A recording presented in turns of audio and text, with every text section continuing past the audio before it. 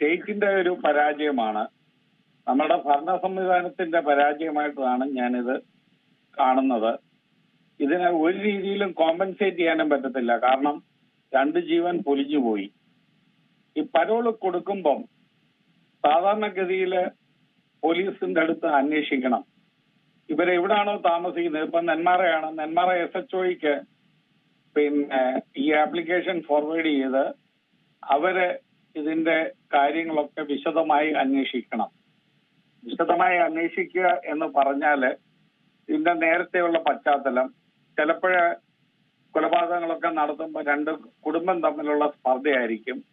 അവ എതിർചേരിപ്പെട്ട ഒരു ശക്തരാണെങ്കിൽ ഈ പ്രതി തന്നെ പുറത്തു വരുമ്പോൾ പ്രതിയെ കൊല്ലാനുള്ള സാധ്യതയുണ്ട്.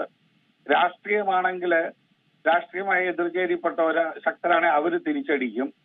അതുപോലെ ജാതീയപരമായിട്ട് വർഗീയമായിട്ടുള്ള സംഘർഷത്തിൽപ്പെട്ട വ്യക്തികളാണെങ്കിൽ അത്തരത്തില് എതിർ വർഗത്തിൽപ്പെട്ടവർ, ജാതിയിൽപ്പെട്ടവർ പ്രതികരിക്കും. അതുകൊണ്ട് ഇത് വളരെ സൂക്ഷിച്ച് ചെയ്യേണ്ട ഒരു കാര്യമാണ്. ഞാൻ നേരത്തെ ഒരു ചർച്ചയിൽ തന്നെ പറഞ്ഞാണ്, ഇടുക്കി നേരിമംഗലം ആ ഭാഗത്ത് ഒരു വ്യക്തിയെ അവർ 9 വയസ്സുള്ളപ്പം ഒരാള് ബലാത്സംഗം ചെയ്തു. അത് കഴിഞ്ഞിട്ട് അവര് പിന്നീട് വിവാഹിതരൊക്കെ ആയി, അവർക്ക് കുട്ടിയുണ്ടായി. അതിന് 9 വയസ്സായപ്പോ അതിനെ ഇതേ പ്രതി തന്നെ ബലാത്സംഗം ചെയ്തു. ആൾക്ക് വരെ ഇത് പരോള് കൊടുക്കുവാണ്, പ്രിമച്വർ റിലീസ്. അത് പാർട്ടിക്കാരൊക്കെ ഇങ്ങനെ ശുപാർശ ചെയ്യും. അവര് ശുപാർശ ചെയ്തിട്ട് അവർക്ക് ഈ നാട് നന്നാകണമെന്നൊന്നുമില്ല, അവർക്ക് പാർട്ടി വലുതാക്കുക, അവരുടെ താല്പര്യങ്ങൾ സംരക്ഷിക്കുക. എന്നിട്ട് അവസാനം നിവൃത്തിയില്ലാതെ ആ സ്ത്രീ അവരുടെ മകനും ഇളയ കുട്ടിയും കൂടെ അവിടുന്ന് പലായനം ചെയ്തു. അപ്പം ഇത് എന്തിനാണ് ഇങ്ങനെയൊക്കെ പരോള് കൊടുക്കുന്നത്? കുറ്റം ചെയ്യുന്ന ജയിലിൽ കിടന്ന് മരിച്ചോട്ടുന്ന അതിന് ഈ ഭരണത്തിലിരിക്കുന്ന കതർ വസ്ത്രധാരികളായും അല്ലെങ്കിൽ മറ്റിതര വസ്ത്രമാക്കി നാടിന്റെ രക്ഷകരാന്ന് പറയുന്ന നാണം കെട്ട ജന്മങ്ങൾക്ക് എന്തിനാണ് ഈ പാവപ്പെട്ടവരുടെ ജീവിതം നശിപ്പിക്കാൻ വേണ്ടി ഇവർ ഇറങ്ങി തിരിച്ചിരിക്കുന്നത്?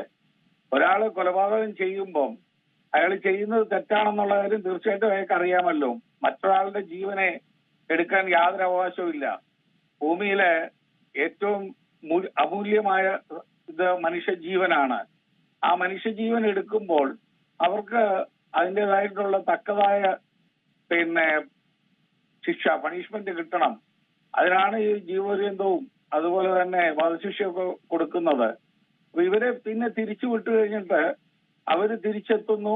നേരത്തെ കൊന്ന ആളുടെ ഭർത്താവിനെ അമ്മയൊക്കെ വെട്ടിക്കൊല്ലുക എന്ന് പറഞ്ഞാല് ഇത് നിയമവാഴ്ചയുള്ള ഒരു നാട്ടിൽ നടക്കത്തില്ല.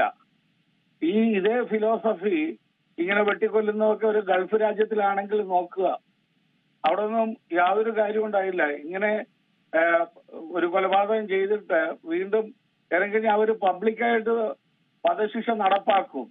അപ്പൊ കൊലയും നടത്തുന്നവരെ തീർച്ചയായിട്ടും അതുപോലെ തന്നെ പണിഷ് ചെയ്യണം.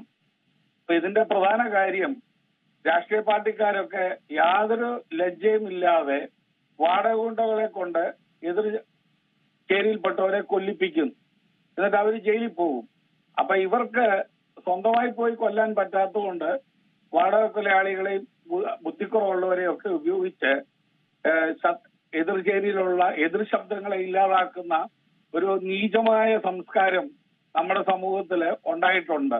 അത് പൊതുവെ അധികാരത്തിലൊക്കെ വരുന്നവർക്കാണ് ഈ ഇത്തരത്തിലുള്ള ചിന്തകൾ വരുന്നത്. കാരണം അവർക്ക് അവരുടേതായിട്ടുള്ള ഒരു അപ്രമാദിത്വം സമൂഹത്തിൽ ഉണ്ടാക്കുക, അവരുടെ മേൽക്കോയ്മ നമ്മുടെ സമൂഹത്തിന്റെ മേളിൽ അടിച്ചേൽപ്പിക്കുക, എന്നിട്ട് ഭരണത്തിലിരിക്കുക, ജോലി ചെയ്യാതെ ജീവിക്കുക, നമ്മുടെ എല്ലാവരുടെയും നികുതി പണം കൊണ്ട് അവര് സുഖിച്ച് ജീവിക്കുക.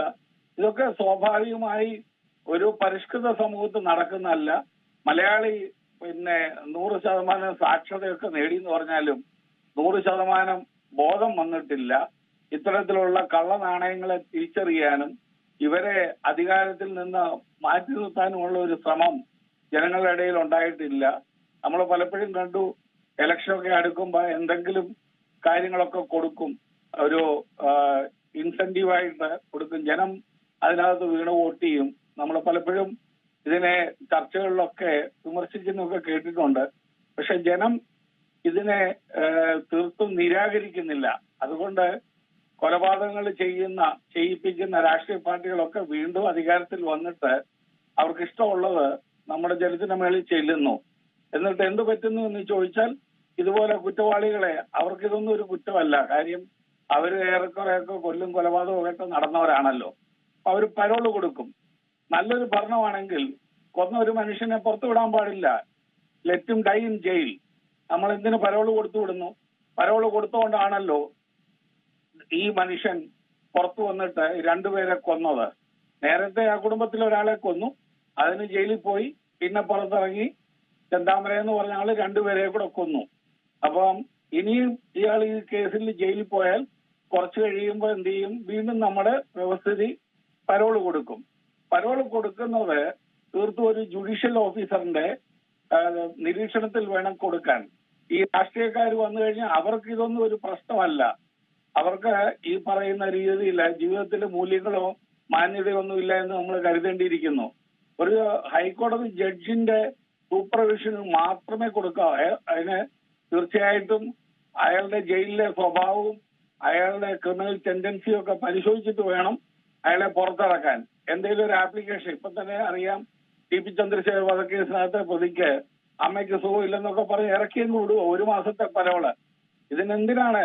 ഇതൊക്കെ നിഷേധിക്കപ്പെടും, ജയിലിൽ തന്നെ കിടന്ന് മരിക്കേണ്ടി വരും എന്നൊക്കെ പൊതുവെ ഉള്ളവർക്കെല്ലാം അറിയാം. നമുക്കറിയാം ഗൾഫ് രാജ്യങ്ങളിലൊക്കെ അവസാനം ആ കുടുംബം വേണം കൊടുക്കാൻ. അതിന് കോടികൾ കെട്ടിവെച്ചിട്ടാണ് മാപ്പാക്കിയിട്ടൊക്കെ പോകുന്നത്. ഇപ്പം പല സംഘടനകളിലും ഗൾഫിൽ വെച്ചൊക്കെ ഇങ്ങനെ കൊലക്കേസുകളിൽ പെട്ടവരെ രക്ഷിക്കാൻ വേണ്ടി പണം തേടുകയാണ്.